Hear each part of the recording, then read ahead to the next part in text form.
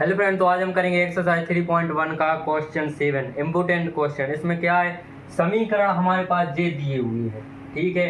इनमें हमारे लिए ए बी सी तथा डी के मान ज्ञात करना है।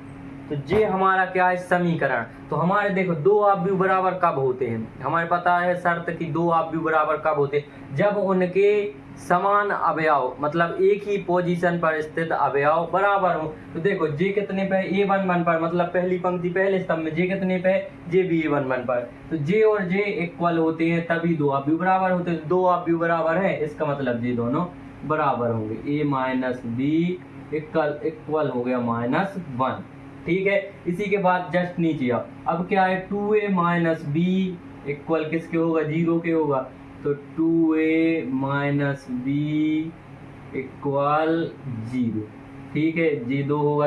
अब इधर आ जाओ, तो 2a प्लस सी इक्वल 5 और 3c प्लस डी इक्वल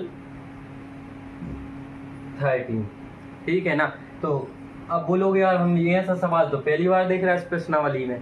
पहले तो ऐसा आता था कि इधर ए है तो इधर कोई संख्या होती, अब ए और बी इधर होगा मान चलिए तो ठीक है, लेकिन फिर से ए आ गया। तो इसे कैसे हल करें, क्योंकि हमारे लिए क्या दिया है, समीकरण है। तो अपन समीकरण कैसे हल करेंगे, कुछ नहीं करेंगे, इन्हीं को हल कर दो। अब कैसे हल करें, इधर धन है तो इधर ऋण हो जाएगा और इधर ऋण है तो इधर धन हो जाएगा। ऐसे ही ना समीकरण हल करते हैं। तो देखो जी तो कट गया, अब इधर क्या बचा, ए माइनस 2a प्लस ए, तो बचा हमारा माइनस ए इक्वल इधर माइनस तो -1, तो ए इक्वल आ गया 1। ए का मान हमारा कितना आ गया, 1 आ गया, ठीक है।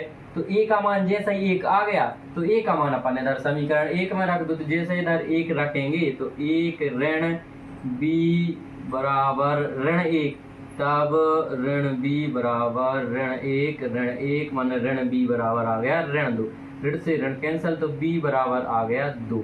तो a का मान आ गया 1 और b का मान आ गया 2। दो मान तो है मिल गए।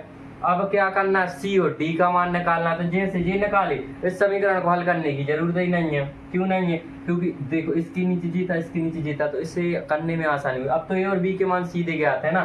तो इधर क्या करो, इधर a का मान रख दो, तो 2 गुणित a का मान कितना है 1 धन c बराबर 5, तो 2 एकम 2, सी बराबर 5 ऋण 3, सॉरी 2, 5 ऋण 2, 2 एकम 2, तो सी बराबर आ गया हमारे पास कितना 3।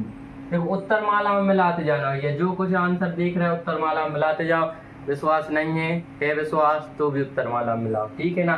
तो अब सी का मान आ गया, अब सी का मान आ गया, डी का निकालना, तो क्या करो सी की जगह पे सी का मान रख दो, डी का निकाल 3 गुणित 3 धन डी इक्वल 13, तो 3 का 9 धन डी इक्वल आ गया 13, तो डी बराबर आ गया 13 ऋण 9 माने डी आ गया 4।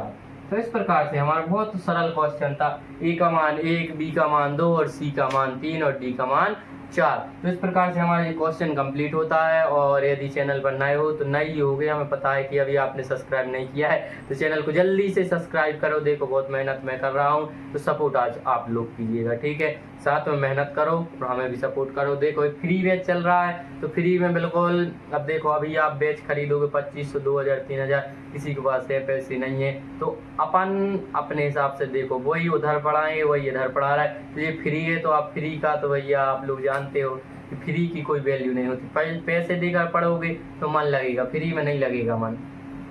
तो जब फ्री मिल रही कोई चीज़ तो क्यों पैसे दें हम, ठीक है। का हराम के पैसे हमारे पास देख रहे हैं आप लोग, मम्मी पापा कितनी मेहनत करके कमाते हैं, तो आप लोग समझ सकते हैं। तो चैनल को लाइक शेयर कमेंट कीजिएगा, धन्यवाद। वीडियो पसंद आई हो तो लाइक और सब्सक्राइब जरूर कीजिएगा, ठीक है ना। धन्यवाद।